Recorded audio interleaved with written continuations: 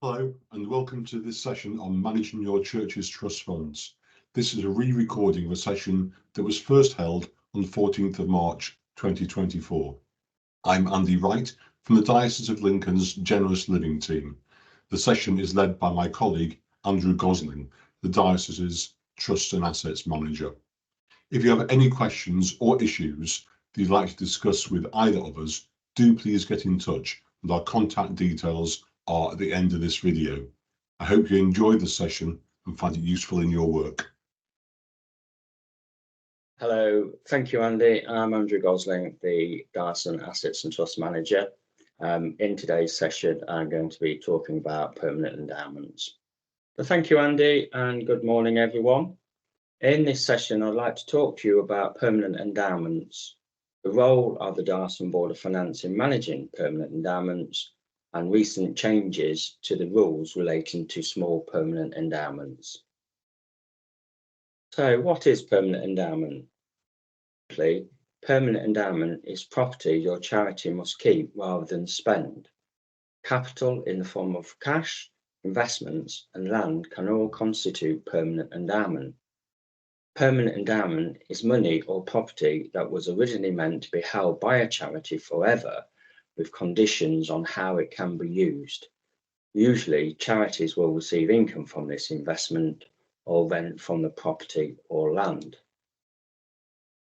In the Diocese of Lincoln, around 260 property trusts, such as church halls, church rooms, and church land, and 850 monetary trusts are vested in the Diocese Board of Finance as a diocesan authority custodian trustee. For the vast majority of these trusts, the PCC or incumbent and parishes are the managers, and they are responsible for the day-to-day management of the trust affairs and property.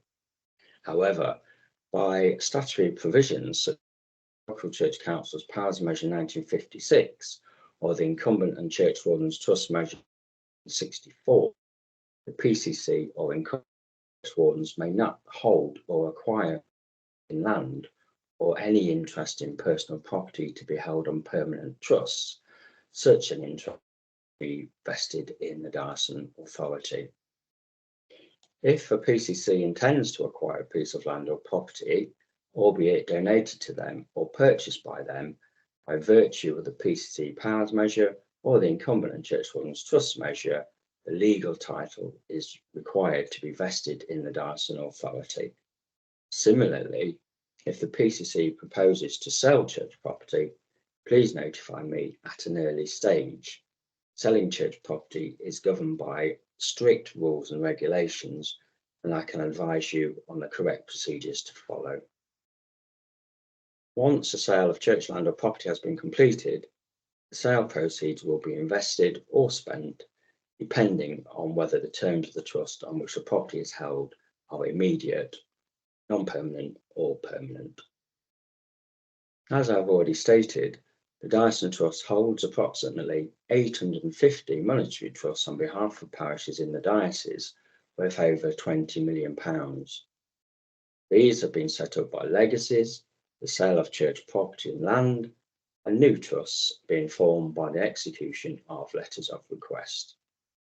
The majority of the parish investments held by the diocese are invested with CCLA, an ethical investment company who provide a range of funds specifically designed for Church of England organisations.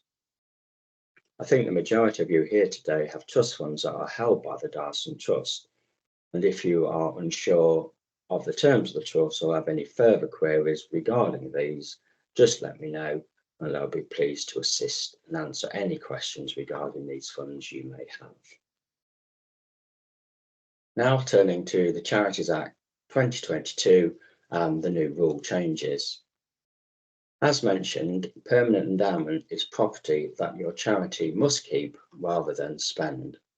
However, permanent endowment rules have been relaxed over the years.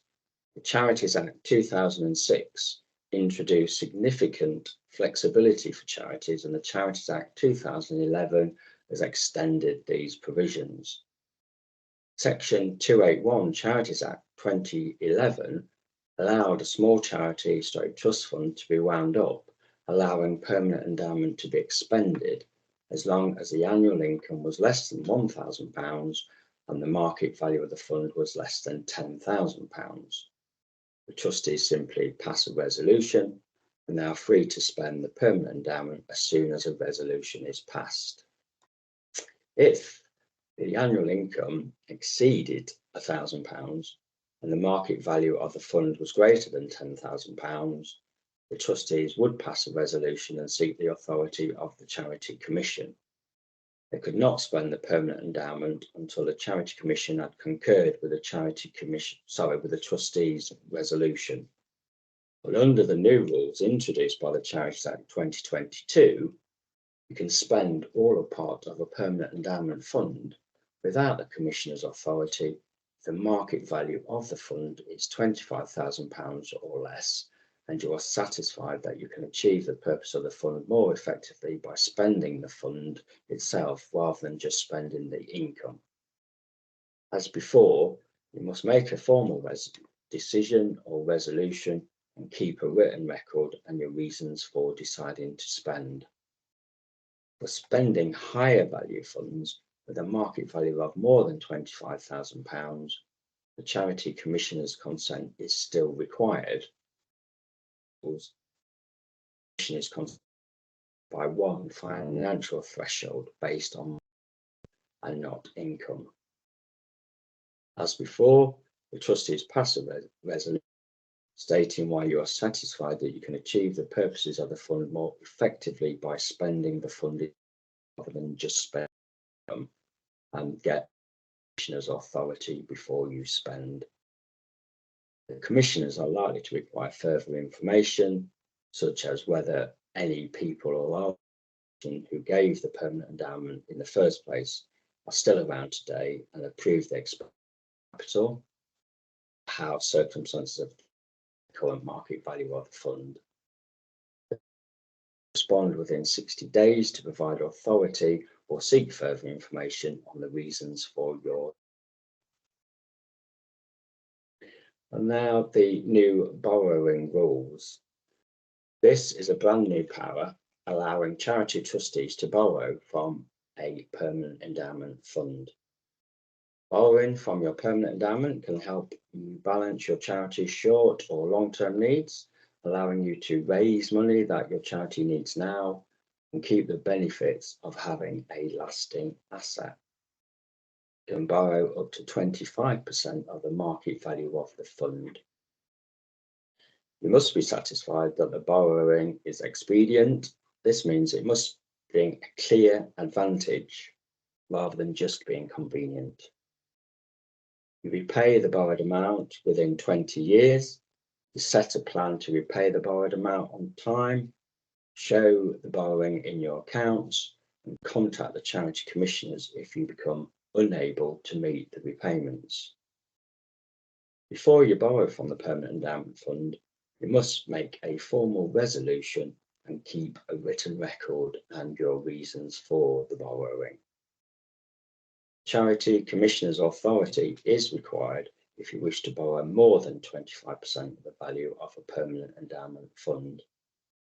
And the Commissioners are likely to require details of the market value of the fund, how much you wish to borrow, your reasons for borrowing, and for borrowing more than the 25% of the value of the permanent endowment, the purposes of the permanent endowment, other borrowing or fundraising options you have explored and the reasons for not choosing them, how you have balanced long-term as well as short-term needs when making your decision, the repayment plan, and how you are satisfied you can meet the repayments in the plan, and if you have obtained any relevant professional advice before making your decisions to borrow and set up a repayment plan, and what other information or factors you have taken into account when you make your decisions. And now, replacing purposes of a charity or a trust fund. This is the old, still is a section back from the old Charities Act 2011. So rather than winding up a permanent endowment, Section 275 of the Charities Act 2011 allows charity trustees to change some or all of the purposes of a charity by resolution. Charities can use the powers in section 275, where the gross income in the charity's last financial year did not exceed £10,000. The trustees must be satisfied in passing a resolution that it is expedient in the interest of the charity for the purposes in question to be replaced, and so far as reasonable practical, the new purposes consist of or include purposes that are similar in character to those being replaced. Section 275 allows charities to make changes that are needed. The charity commissioners do not approve resolutions under section 275, but they can object to them. The proper process so they'll object to them if proper process has not been followed. They cannot see the merits of the proposals contained in the resolution. Proposals are not charitable in law. The case for being sufficiently similar has not been made, or the purposes have changed completely. The trustees' resolution must be passed by a majority of not less than 2/3 of the charity who attended on it. The Charity Commission have 60 days from the date of receipt of the resolution to object. If they have no objections after 60 days, it may start its funds for purposes from that date. You have found this session useful, and hopefully you'll be able to take advantage of some of these new provisions. Any more information or have any questions on any trust funds that you have, do please contact me. Contact details will appear in a second. Do please contact me anytime, and I'll be pleased to assist. Thank you for listening.